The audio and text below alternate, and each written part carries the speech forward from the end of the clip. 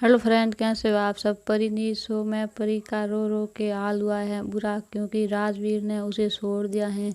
लेकिन ऐसा तो कुछ नहीं है, वो तो सिर्फ नीति के कहने पे ये सब कर रहा है, क्योंकि नीति ने उसे तो वादा किया था कि वो परी को छोड़ देगा।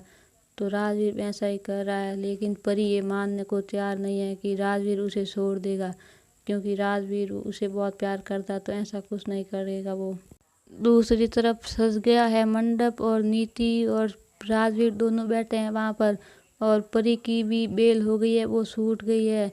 पता नहीं किसने अपना जुर्म कबूल किया है, क्योंकि दलजीत तो वहाँ शादी में है, तो फिर परी को कौन बचा रहा है। और नीति किसने फंसाया है, किसी और को खून का इल्ज़ाम लेने के लिए कहा है। ने परी छूट कर सीधी पहुंची घर, क्योंकि नीति को तो पता था कि परी छूटने के बाद सीधा घर आएगी शादी रोकने के लिए। परी नीति तो बहुत चालाक है, लेकिन उसने कहीं और शादी कर रही है, घर पर तो कोई नहीं है।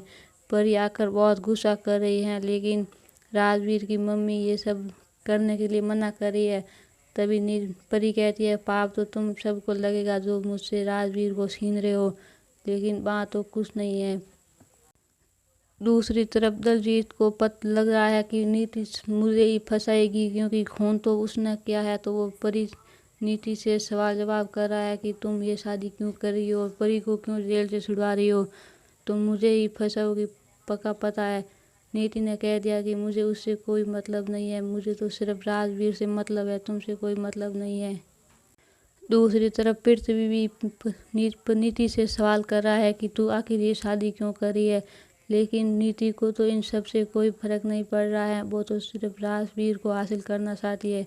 वो भी कैसे भी करो, किसी को भी मार कर करो, उसको कोई फर्क नहीं पड़ता है। तो वो क्यों परवाह करेगी कौन क्या सोचता है। आखिर शादी तो हो गई, लेकिन परी बेचारी नहीं पहुंची, और राजवीर और परी हमेशा में से अगले अलग हो गए हैं। ये सब तो कुछ दिनों के लिए चलेगा, क्योंकि नीति को परी फिर से हरा ही देगी, क्योंकि वो कुछ ना कुछ रास्ता निकाल कर ये सब ख़त्म कर ही देगी।